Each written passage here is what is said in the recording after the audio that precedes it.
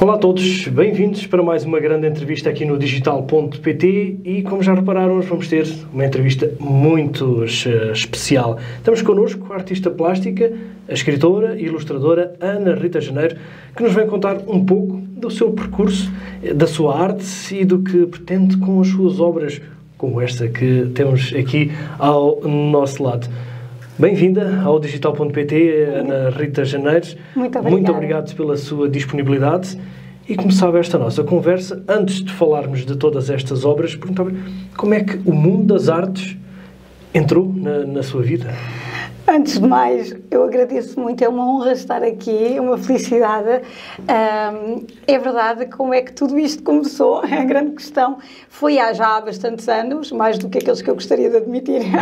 Comecei no mundo da pintura, sempre estive muito relacionada ao mundo das artes, embora não tenha sido essa a minha formação académica, mas tinha mesmo a necessidade de começar a pintar. É algo visceral, queria mesmo fazê-lo. Comecei a fazer coleções de pintura num estilo naif, sempre foi o estilo com que eu mais me identifiquei, pelas cores, pela ligação à tradição, pelas festas e romarias, pela alegria que transmite e também aquela ingenuidade. E então, ao longo dos anos, fui fazendo várias coleções e que fui expondo, tive essa oportunidade, mas não o fazia a tempo inteiro, pois nessa altura também coincidiu com ser mãe, sou mãe de 4 filhos, portanto durante bastante tempo dei sempre mais prioridade a ser mãe e não investia tanto na parte profissional. Depois, no ano passado, foi há 1 ano e 2 meses, foi em abril, tive uma grande oportunidade que foi fazer a decoração do espaço infantil da Biblioteca Pública de Évora. Foi um projeto grandioso e quando eu terminei senti que tinha feito algo tão grande e que tinha estado à altura que pensei, agora eu vou mesmo ter que continuar e arregaçar as mangas e foi daí que nasceu a Casinha de Ratos. E o que é a Casinha de Ratos que temos aqui, digamos que entre nós? É verdade. Esta Casinha de Ratos que tem dado muito que falar. Este é um projeto que nasceu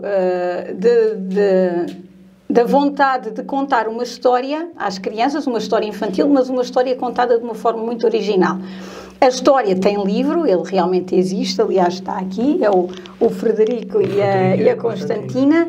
É também um projeto que também a ilustração foi feita por mim, também é muito artesanal, há sempre esse cariz muito artesanal no meu trabalho. Essa parte artesanal ainda dá um brilhozinho especial a tudo isto, não é? Obrigada, sim. Acredito que sim, que é esse aí o truque do sucesso da Casinha de Ratos, é ser tudo muito artesanal, com muitas surpresas. Esta história, como eu estava a dizer, ela é contada através de um objeto artístico, desta casinha, é toda feita em madeira, e vai revelando muitas surpresas, o que é uma coisa que acaba por agarrar o público, tanto o infantil como o adulto. E, portanto, há aqui uma ligação entre a literatura e as artes plásticas. Este conceito de biblioarte não é novo, não foi inventado por mim, mas eu acredito que tenha trazido assim um novo fogo à biblioarte e é isso que acaba de funcionar muito bem. Não só porque a história é contada desta maneira e não através do livro físico, mas também porque depois de eu contar a história, a seguir faço com as crianças uma oficina, com as crianças e famílias, e nessa oficina eu ofereço a cada criança um ratinho em madeira, que estão aqui, eles vão variando os modelos, mas geralmente são assim. Os ratinhos em madeira mesmo, porque eu podia fazer noutro material, podiam ser impressos, podia ser muito mais fácil. Cada ratinho deste leva muito tempo a fazer. Mas se fosse em papel, não se podiam manusear várias vezes e mexer. É esse mesmo o objetivo, é ser algo que seja duradouro e por isso pode ter múltiplas utilidades. O que as crianças fazem na oficina é personalizar o seu ratinho, que é uma coisa muito simples e muito divertida, mesmo as famílias gostam muito de fazer esta oficina, e depois levam-no para casa e é como se levassem a história com eles para casa. E, portanto, isto realmente tem-se revelado um sucesso, quer ao nível da adesão das pessoas nas atividades, como também o sucesso do livro, porque eu acredito que a melhor forma de incentivar a leitura, e eu, enquanto mediadora de leitura, acredito que funciona muito as crianças brincarem com a história, leem a história e depois querem brincar com ela. E realmente acho que é esse o grande sucesso da Casinha de Ratos, que já foi a mais de 2.000 crianças em 12 meses, em cerca de 70 sessões. Impressionante. Sem querer desvendar toda a história, mas o que é que podemos ter nesta Casinha de Ratos? É uma Casinha de Ratos que acaba por englobar muitas das minhas paixões. Tem uma pastelaria. Uma pastelaria. E tem um pasteleiro, que é o Frederico Pasteleiro, que a história é muito simples. Dá vontade de brincar. E costuma acontecer, as crianças no final costumam vir brincar. Às vezes acontecem alguns acidentes, mas não faz mal, depois arranjam-se, porque eu acho que é muito importante as crianças terem essa experiência, assim, e elas gostam de ver como é que é feito e quais são os truques. O Frederico apaixona-se pela bailarina do último andar, a Constantina, e é uma história muito simples. Portanto, esta história não tem uma grande mensagem por trás. O objetivo aqui é simplesmente chegar aos sentimentos das pessoas. É só isso, não tem uma grande moral da história. É elas deslumbrarem-se. E eu acho que é isso que faz muita falta, essa ligação da leitura, das bibliotecas com o deslumbramento. Eu sou contratada pelas bibliotecas e pelos municípios. Muitas vezes as bibliotecas utilizam uma fatia considerável do seu orçamento porque têm recursos escassos na minha contratação. Portanto, eu tenho a enorme responsabilidade de incutir esse deslumbramento e esse gosto pela leitura e pelas bibliotecas. Mal comparado, mas para mim eu vejo a biblioteca como um restaurante.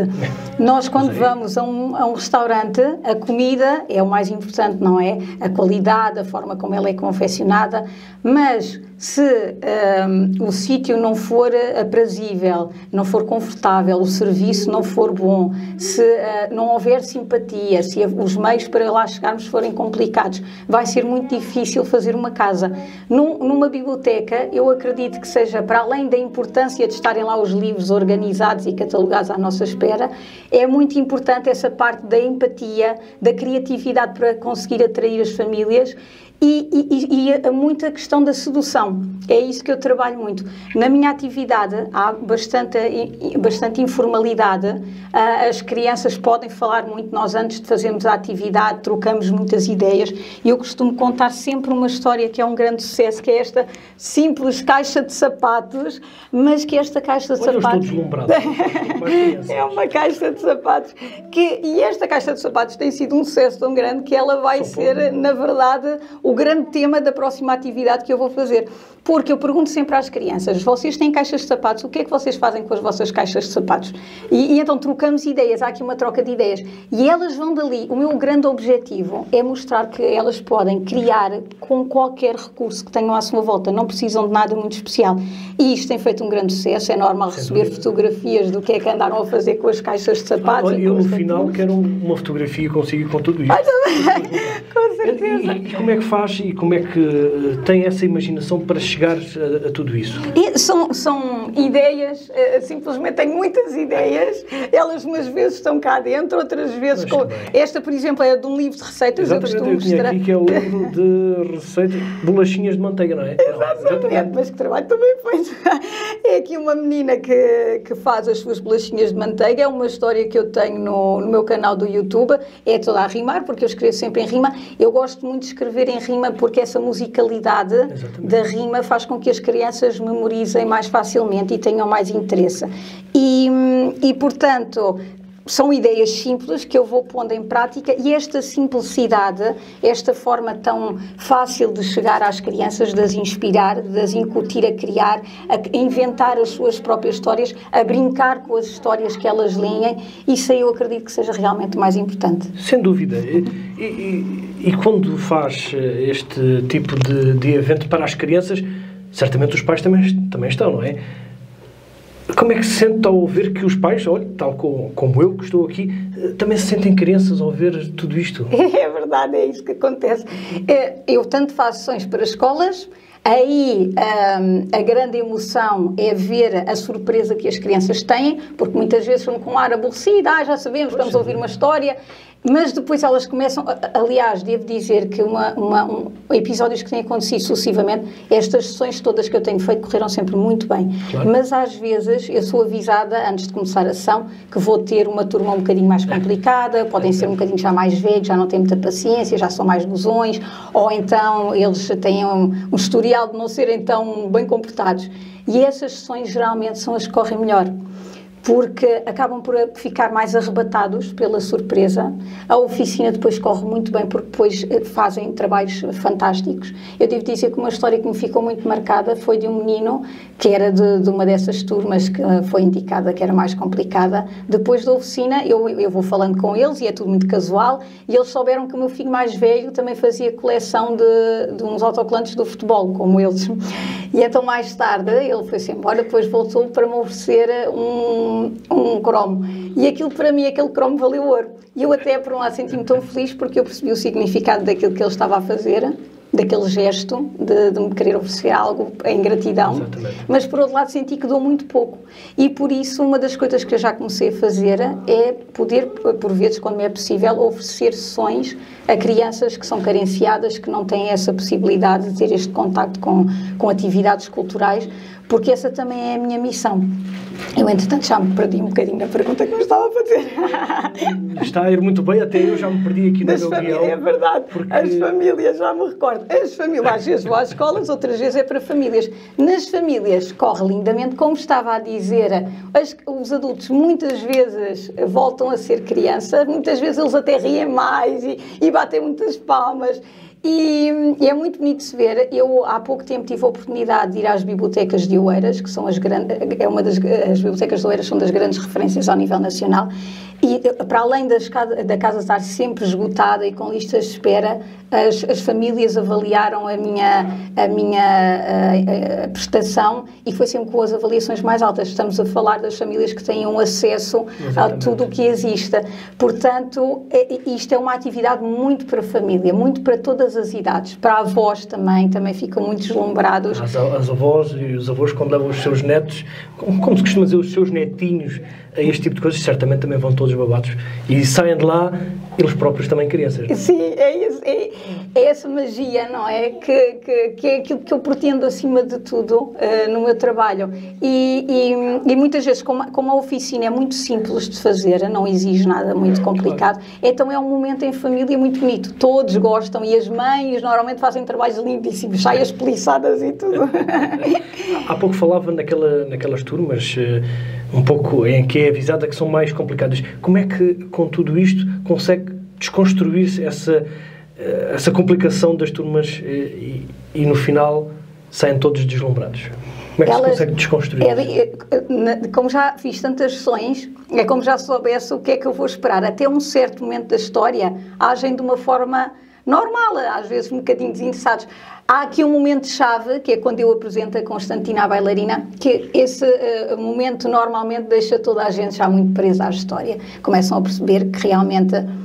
começam a sentir muitas emoções com a ajuda da música, com a ajuda das luzes, com estes efeitos que não percebem muito bem como é que são feitos, e aquilo acaba por ser um bocadinho hipnotizante. Não quer dizer que seja assim em 100% dos casos, obviamente, mas geralmente sim. E as crianças mais crescidas, embora às vezes possam pensar que vão ver qualquer coisa muito infantil, e é verdade que isto vai até uma faixa etária dos 10, embora eu já tenha contado uma vez a crianças do 6º ano, que eu tive muito medo, porque já tinham todas smartphones e eram maiores que eu, e no final foi extraordinário, porque eram muito interativos, davam as chegas muito interessantes, fizeram uma oficina, trabalhos extraordinários, portanto é mesmo transversal a qualquer idade.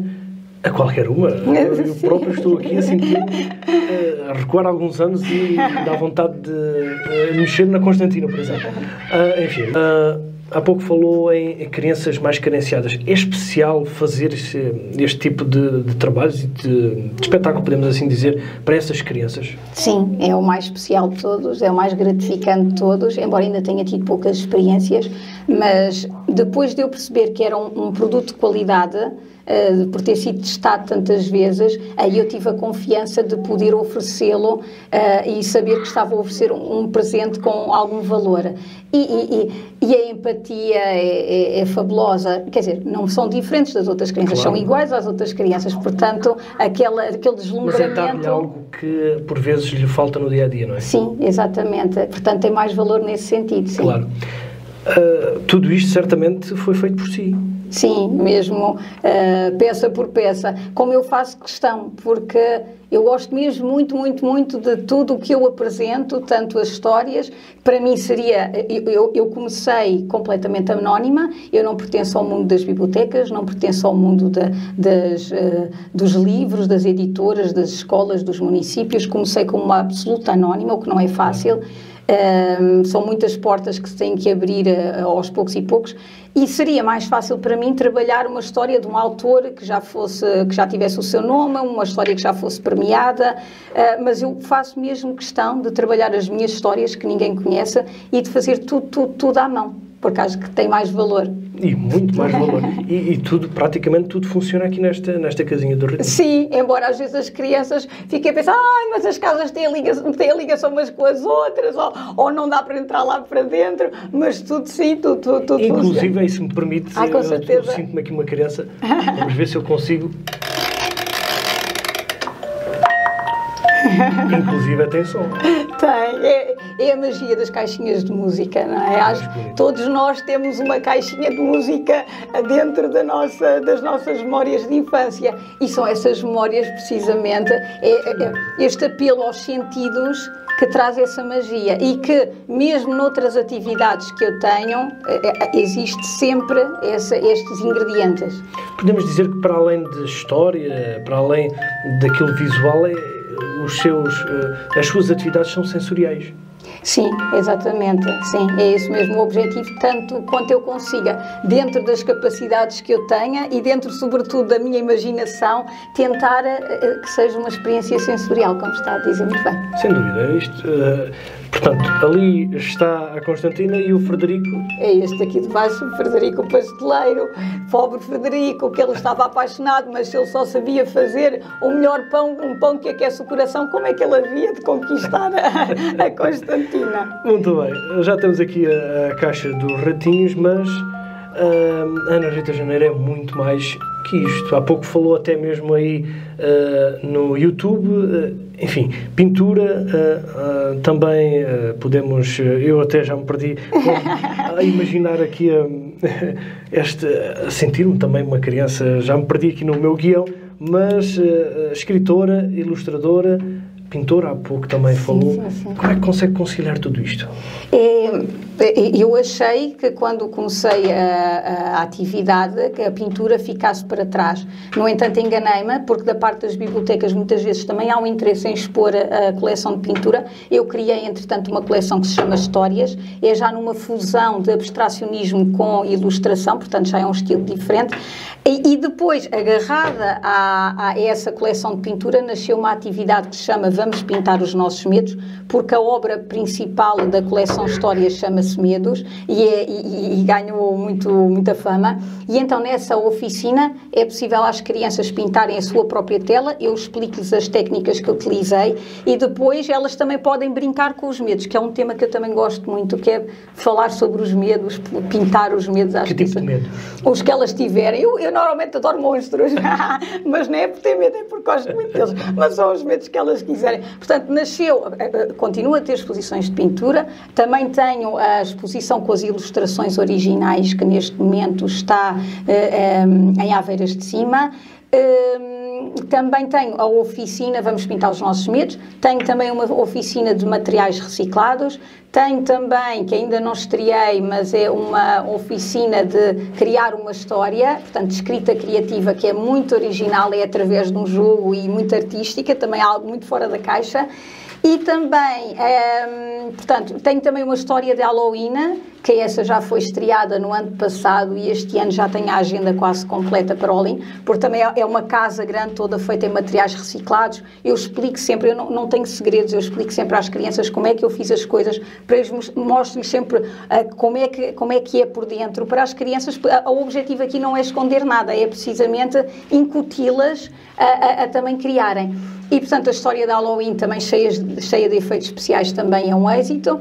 E em breve vou ter então a nova atividade que se chama Histórias em Caixas de Sapatos e que vai ser realmente fora da caixa. Vou sair da minha zona de... em caixas de sapatos. Exatamente. Muitas surpresas e vou sair da minha zona de conforto a fazer coisas assim que eu nunca me imaginei a fazer.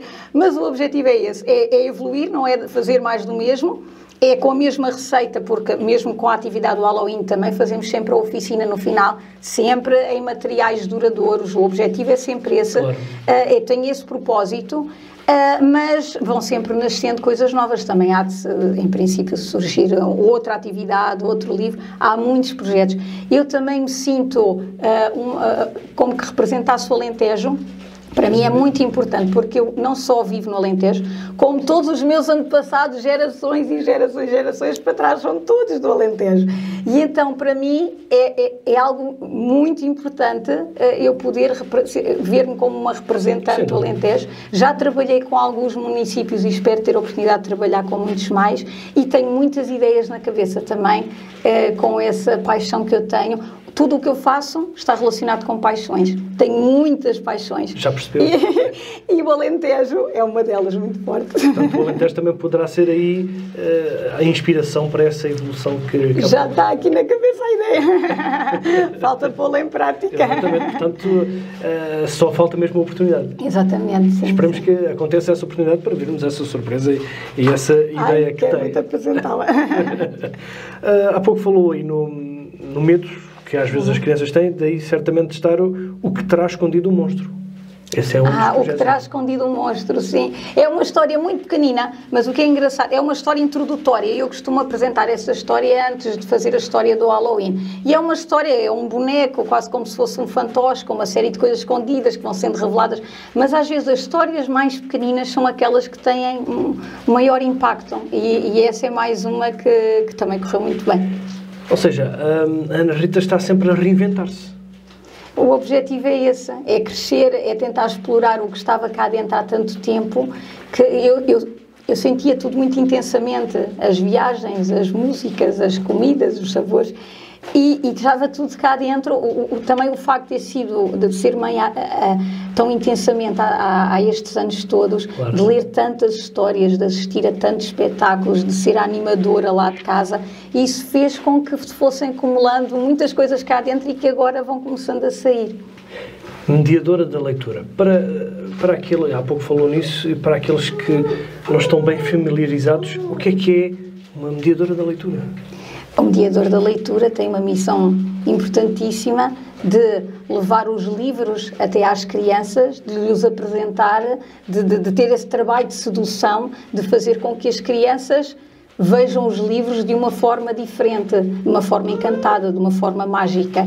E é esse trabalho que eu faço, sobretudo com o meu livro, não é? Porque é esse livro que eu levo até às crianças, mas realmente o grande objetivo é vejam o que é que os livros têm lá dentro, os universos fantásticos para explorarem. Ou seja, cada livro pode ser uma caixa de surpresas, não é? É isso, e é sempre, de alguma forma, aquilo que eu pretendo exatamente é mostrar o potencial que um livro pode ter, e que às vezes quando olhamos só assim para ele numa prateleira no meio de tantos outros não nos apercebemos dessa magia. E se agora tivesse aqui uma criança e perguntasse, mas que potencial é que pode ter um livro? O que é que lhe respondia?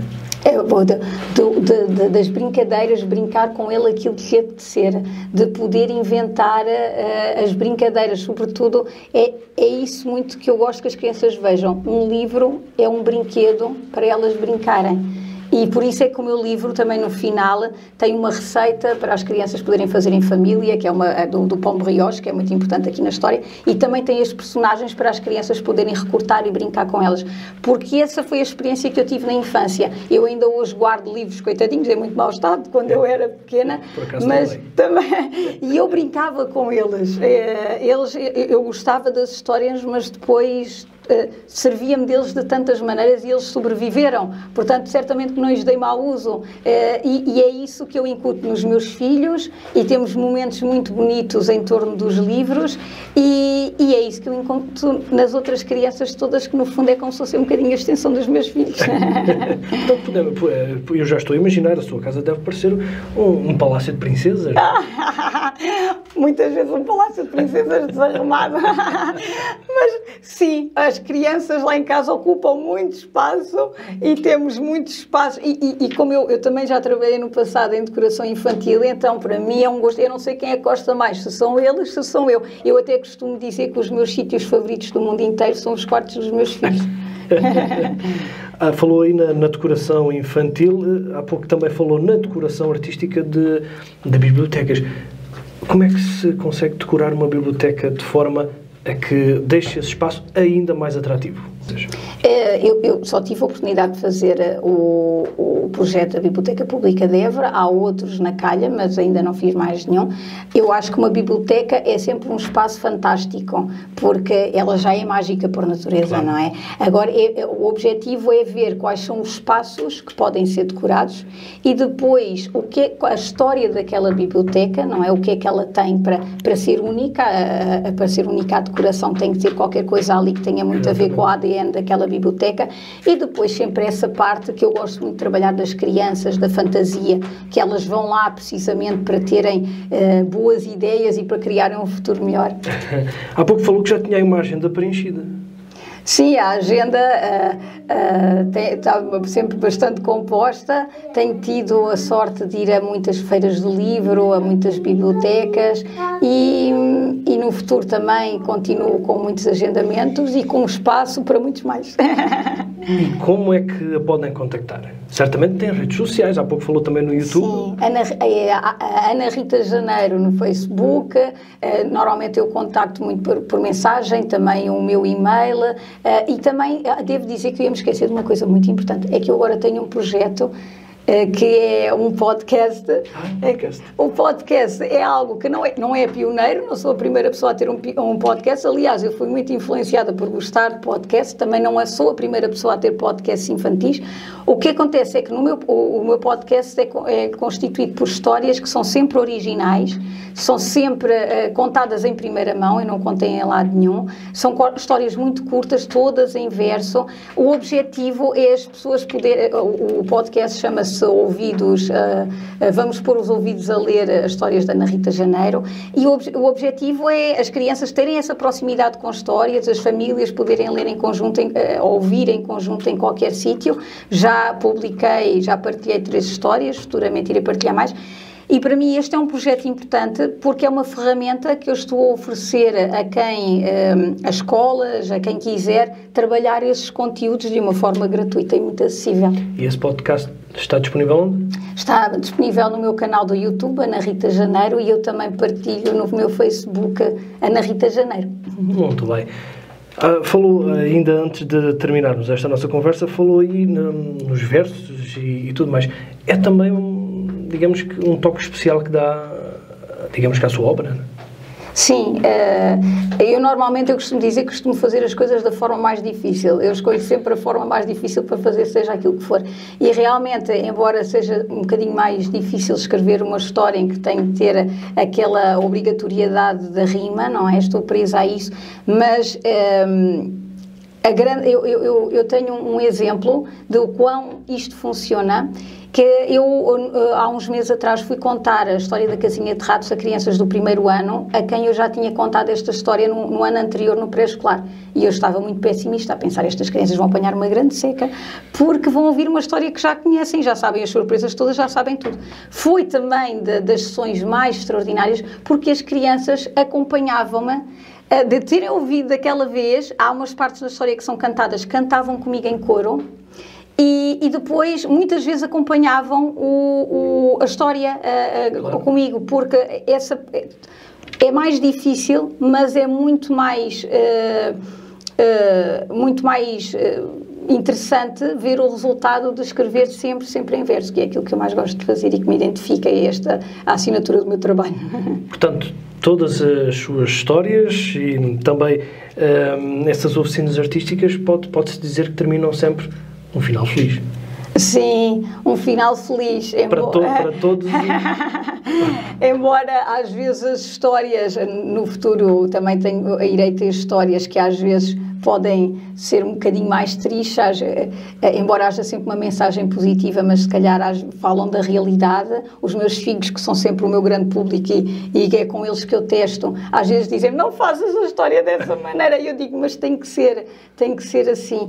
E essa realidade e essa espontaneidade que eu levo, também acredito que seja uma das chaves do sucesso para de atividade para atividade, da atividade para atividade, há cada vez mais famílias, é muito normal os coordenadores das bibliotecas dizerem, nunca tivemos tantas pessoas nesta ação, é muito normal pessoas virem-me dizer, olha, nunca tinha vindo a esta biblioteca, eu já não vinha há muito tempo, portanto, tudo isto acaba por contribuir para esta magia das minhas atividades, da Casinha de Ratos e das outras também.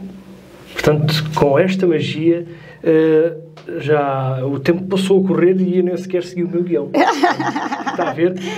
Foi mesmo um momento mágico que vivemos aqui. E olha, eu recuei alguns anos e volto-lhe a dizer, dá vontade de... Ai, esteja à vontade.